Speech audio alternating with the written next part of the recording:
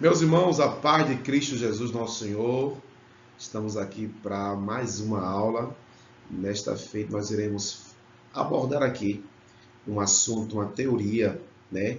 Grupo de pessoas que acredita que Cristo irá arrebatar a igreja no meio da grande tribulação. Então, nós vamos pontuar aqui os textos, os versículos, a argumentação dessa teoria que é o mesotribulacionista ou midi-tribulacionista. Então vamos aprender hoje quais são os argumentos que esses grupos de pessoas utilizam para defender as suas teorias. Nós somos pré-tribulacionistas.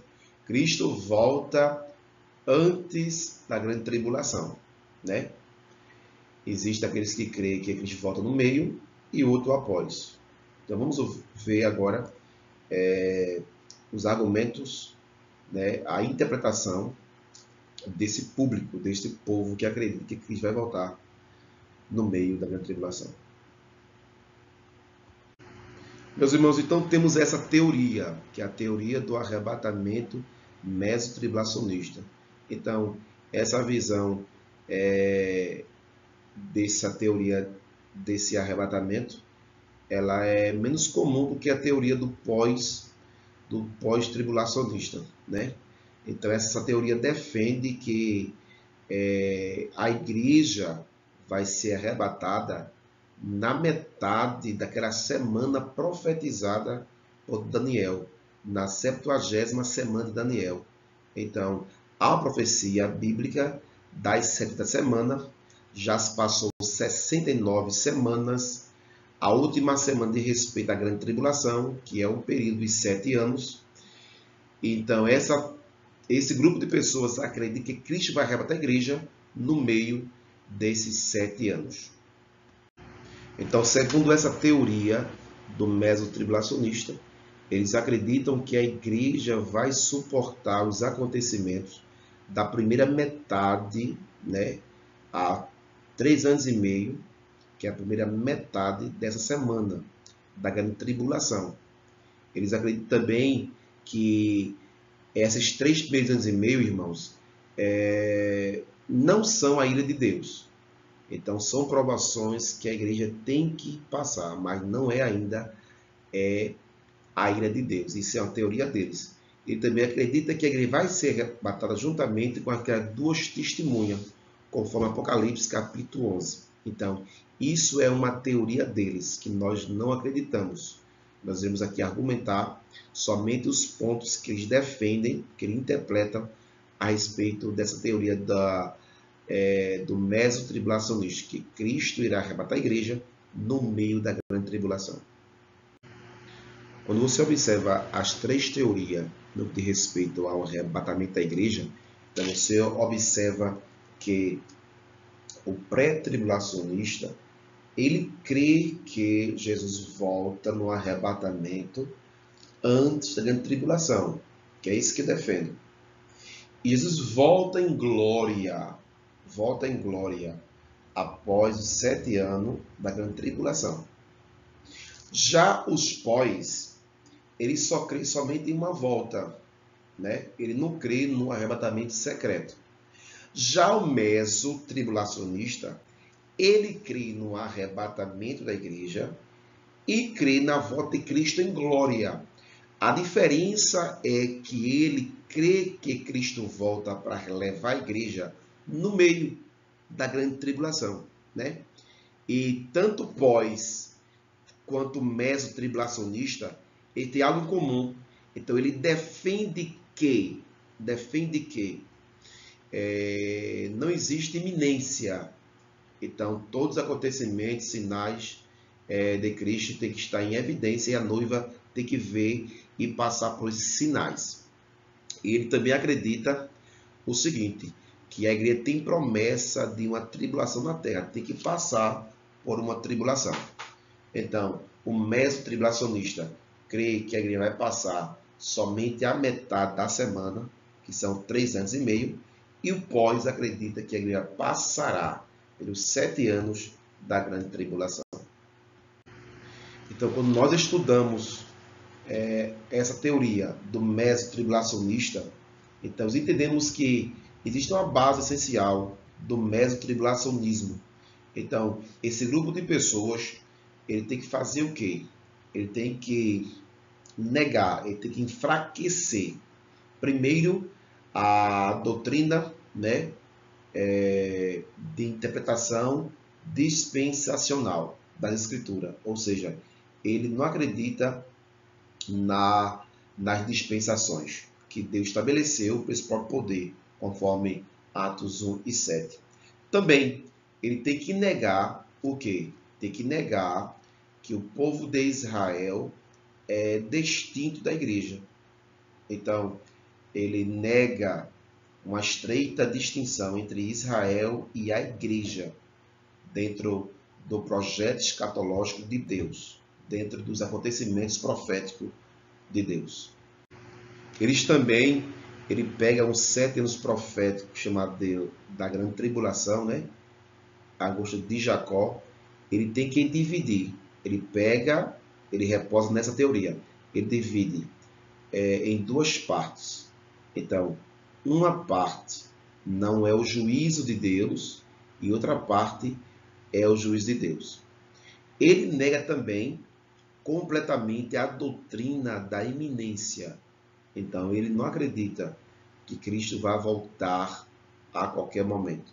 Então, ele acredita que Cristo tem que cumprir todos os sinais que se aplicam à igreja. Então, ele tem que passar por todos aqueles acontecimentos que mostra na grande tribulação, no livro de Apocalipse. Essa teoria também do mesotribulacionista, ela não acredita que a igreja ela é um mistério de Deus. Ou seja, ela não acredita que Deus estabeleceu um tempo, um plano divino para a igreja e também para o povo de Israel. Então, ela tem que negar também a dispensação, né, da plenitude dos tempos em relação à igreja do Senhor. Por sua vez, também, essa teoria do mesotribulacionista, ela depende de alguns textos e começa a trazer uma espiritualidade, né? Pega a passagem bíblica que fala a respeito da grande tribulação, né? Que tem o juízo de Deus, e ela diz que ali não é o juízo de Deus. Ali são acontecimentos que a igreja tem que passar. Então, essa teoria do mesotribulacionismo, né? Os mesotribulacionistas, eles têm que negar a iminência da volta de Cristo. Ou seja, para ele esses versículos aí não existem. Para ele esses versículos aí, eles interpretam de outra forma. Então, para eles, Cristo tem que cumprir, né, os acontecimentos dos selos, das trombetas, para primeiro voltar. Agora, se você observar, em Mateus 24, 36, porém, naquele dia e hora ninguém sabe, nem os anjos dos céus, nem os filhos, mas unicamente meu Pai. Se você ler todo esse texto aqui, você vai perceber que há uma iminência. Agora, vê o capítulo 25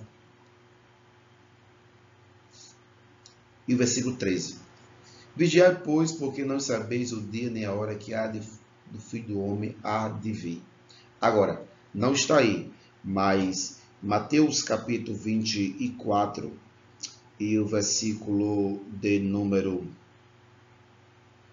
50 diz assim: e verá o Senhor daquele servo num dia em que não espera e a hora a qual ele não sabe.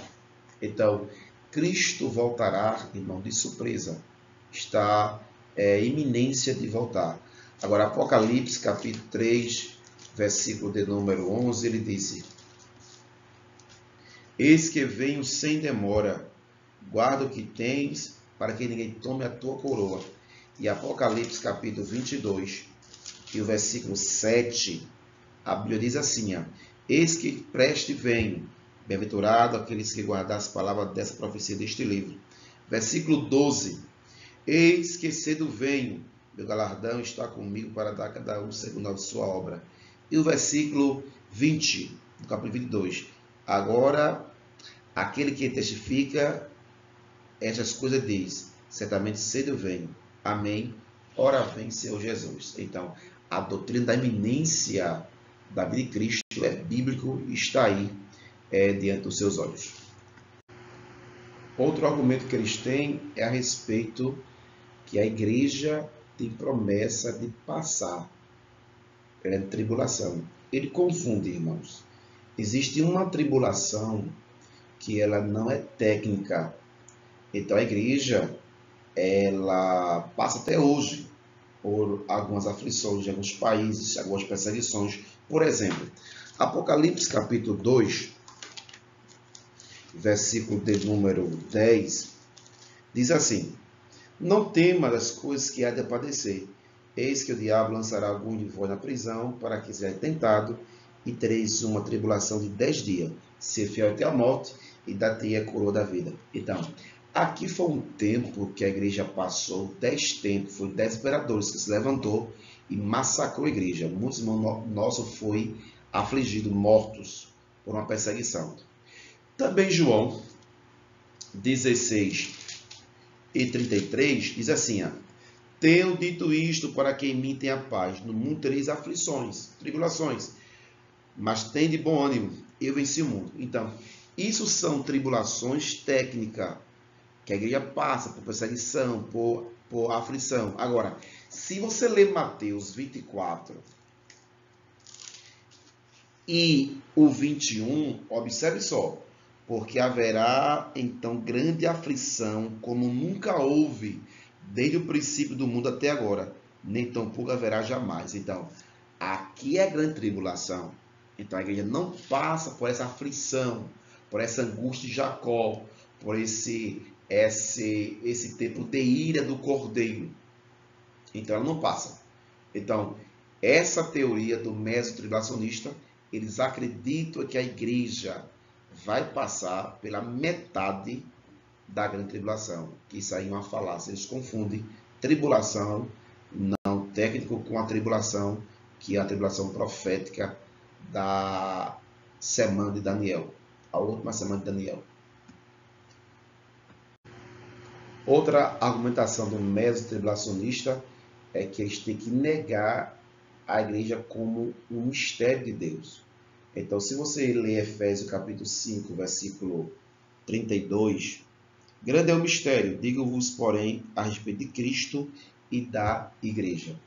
Efésios capítulo 1, versículo de número 3 e 4, diz assim, versículo 4, como também nos elegeu nele antes da fundação do mundo, para que fosse santos e irrepreensíveis diante dele em amor. Então, a igreja de Deus, né, ela inaugurou essa dispensação da graça. E a dispensação da graça, ela tem um período que vai se fechar. A porta vai se fechar. Então, Cristo tem a chave de Davi, que abre e ninguém fecha. O reino de Deus espiritual já está aqui na terra e sendo representado pelo mistério que é a igreja do Senhor. Então, eles têm que negar. Eles não querem fazer a distinção entre igreja e Israel. Eles pegam aquele versículo de Efésios, que Deus pegou dois povos, de dois fez somente um, e derrubou a parede da separação. Amém. Deus pegou os gentios e pegou os judeus e fez a igreja. Mas o Israel profético, irmão, ainda é um povo que Deus irá tratar com ele justamente na grande tribulação. Então, o relógio escatológico de Deus está parado para Israel. Parou em 69 semanas. Entrou o tempo da igreja, o mistério da igreja, né? Quando Cristo arrebatar a igreja, aí o relógio continua a contar para o povo de Israel. Meus irmãos, outra confusão que ele faz a respeito do arrebatamento, os mesotribulacionistas, é em relação aos selos e a trombeta. Então, eles dizem que os selos e a trombeta não faz parte do juízo de Deus, da ira de Deus.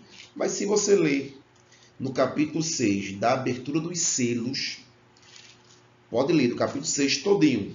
Chega no versículo 16 e 17, que diz assim: E dizia aos montes e aos rochedos: Cai sobre nós, esconde-nos do rosto daquele que está sentado sobre o trono e da ira do Cordeiro. Olha aí, porque vindo é a grande dia da sua ira, e quem pode subsistir? Então observe que aqui os selos está bem claro que diz respeito à ira de Deus. Irmãos, meus irmãos, outra confusão que eles fazem é a respeito dessa duração do período tribulacional. Então, observe só. A 70ª semana de Daniel são 7 anos. Uma semana de 7 anos, né? Uma semana que vale a 7 anos. Cada dia de semana, 1 ano. Então, eles argumentam essa divisão. Então, ele diz que a tribulação, a grande tribulação, é somente 3 anos e meio. Então, isso é uma falácia. A Bíblia mostra que são 7 anos.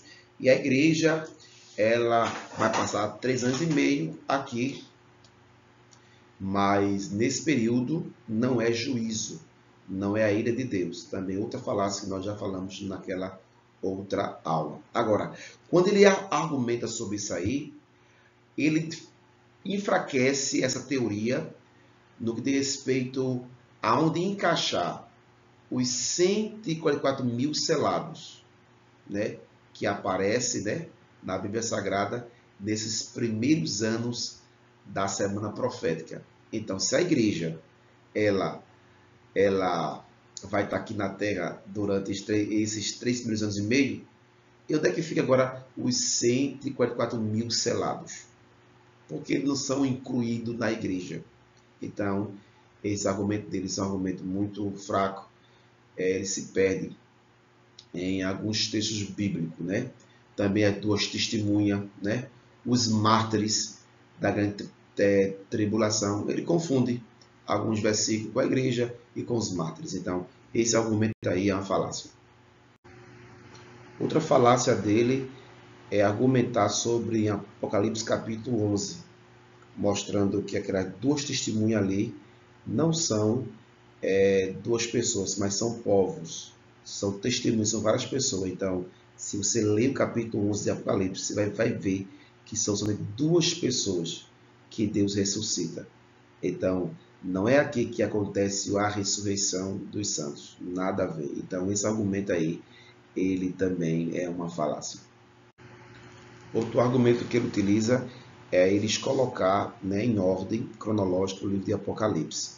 Então, eles defendem que os acontecimentos dos selos e das trombetas vai concretizar com a igreja aqui na Terra.